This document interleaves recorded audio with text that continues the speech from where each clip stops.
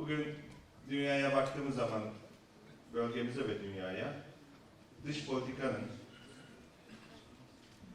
boyutlarına baktığımız zaman, dünyadaki yaşanan olaylara ve değişime baktığımız zaman, sadece bugünü değil, belki dünyanın ve bölgenin gelecek 10 yılını ve 100 yılını etkileyebilecek gelişmeleri gözlemliyoruz.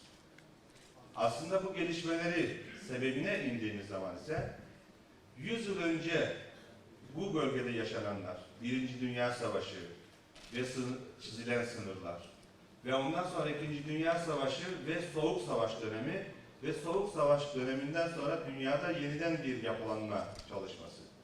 Ama görüyoruz ki bölgemizde ve dünyada hala taşlar yerine oturmamış. Hala taşlar yerine oturmamış.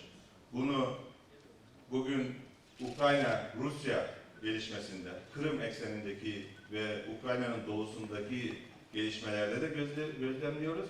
Ülkemizde ve dünyada hep sulh mu olmuştur, hep barış mı olmuştur?